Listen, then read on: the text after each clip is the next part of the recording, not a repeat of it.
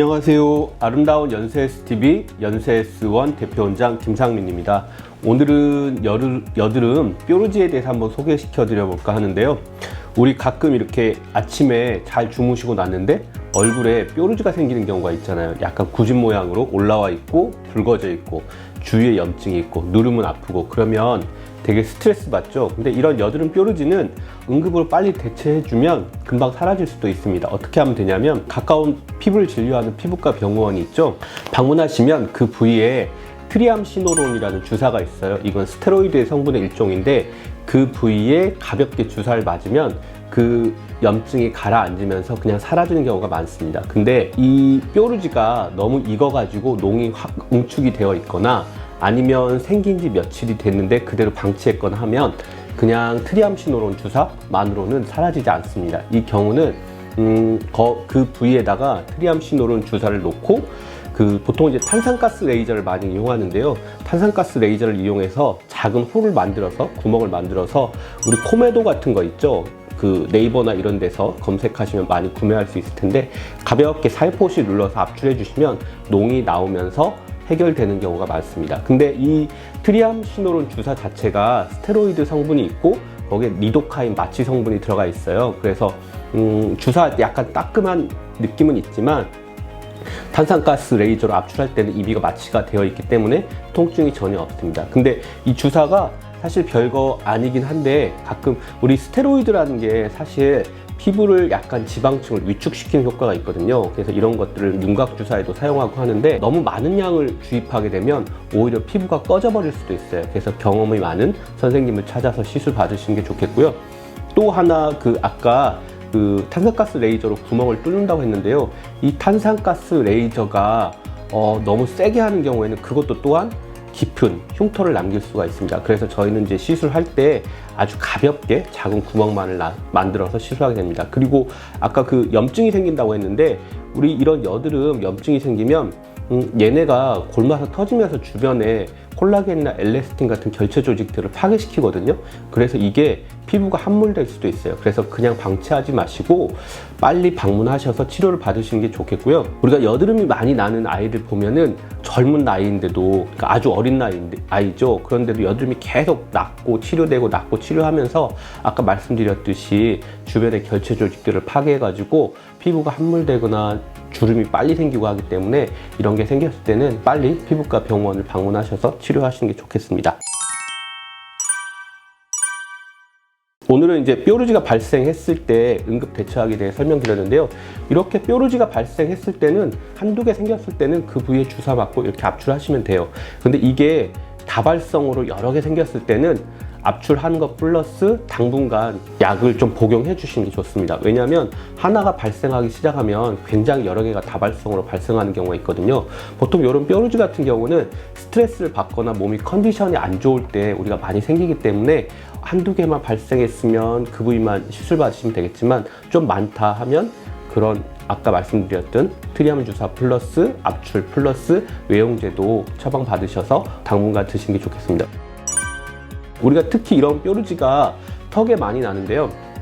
우리 여드름이 나는 과정을 보면 피지선이 처음에는 이마에서부터 발달하고 그 다음에 이게 양볼로 가고 턱으로 가는 경우가 많아요. 그래서 턱이 나중에 이제 피지선 분비도 많게 되고 그 나이가 스트레스도 많은 시기랑 또 맞물리기도 하고요.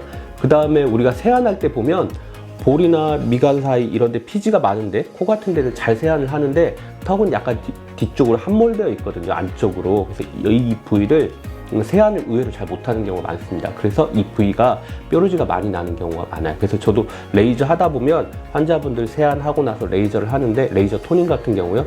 여기를 세안을 잘 못해서 화장품이나 이런 입자들이 남아 있어가지고 레이저 할 때 타닥타닥 소리가 나는 경우가 많습니다. 그래서 이 부위도 꼼꼼히 세안을 해주시는 게 좋겠습니다.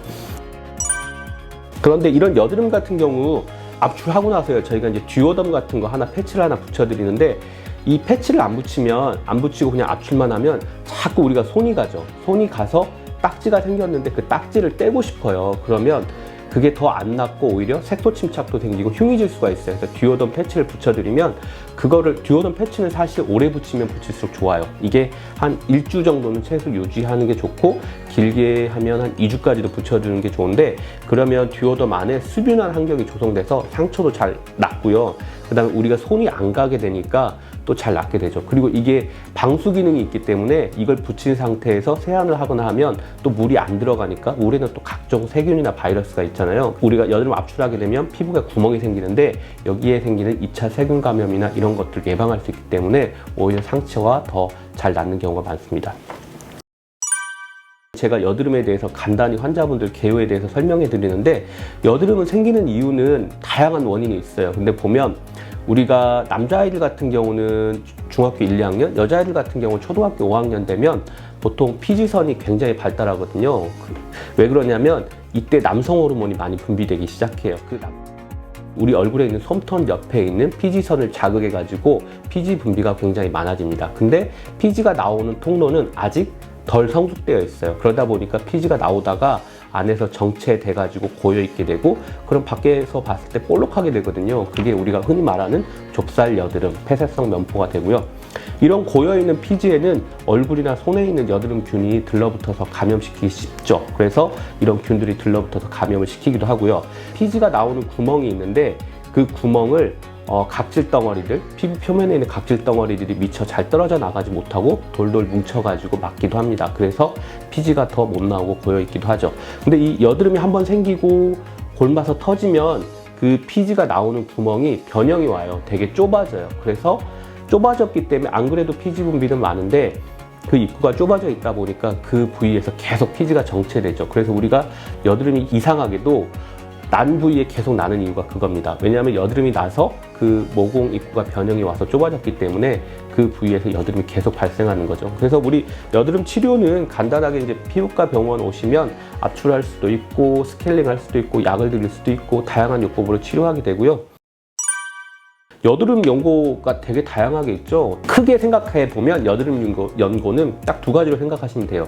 그 여드름이라는 게 여러 가지 요인이 있지만 4-5가지 요인이 있지만 크게 보면 하나는 피지 분비가 많아서, 물론 피지 분비가 적어도 여드름이 발생할 수는 있습니다. 그러나 피지 분비가 많은 경우 하나는 또 얼굴에 있는 여드름균 때문에 생기기 때문에 그 여드름 연고들을 보면 하나는 피지 분비를 줄이는 연고가 있고요. 하나는 그 여드름균을 잡는 연고가 있어요. 그래서 대표적인 연고로는 그 피지 분비를 줄이는 연고로는 스티바이 같은 연고가 있는데 이건 트레티노인 성분이거든요. 이거 같은 경우에 피지 분비를 좀 줄이게 되고 에피듀오겔 이런 거 많이 들어보셨을 거예요. 거기는 이제 에피듀오겔, 디페린겔 이런 것들인데 거기는 아다팔렌 계열의 피지를 좀 줄여주고 그다음에 모공 입구를 막고 있는 각질을 녹여주는 성분이 들어있어요. 그런 계통이 있겠고 또 아까 말씀드렸듯이 여드름균을 잡는 연고로는 에피듀오겔은 보면 아다팔렌 계열의 면포를 연화시키는 성분도 있지만 항생 성분도 들어있거든요. 그게 이제 여드름균을 잡아주기도 합니다.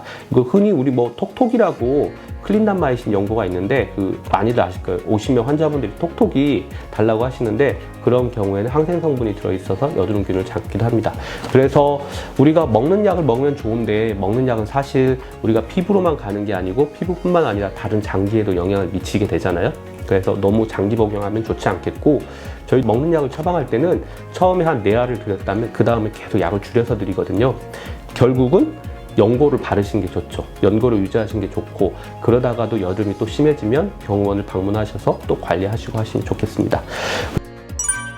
그래서 오늘은 여드름 뾰루지 응급 대처하는 법에 대해서 알아보았고요. 다음 시간에는 다른 주제로 찾아뵙도록 하겠습니다. 감사합니다.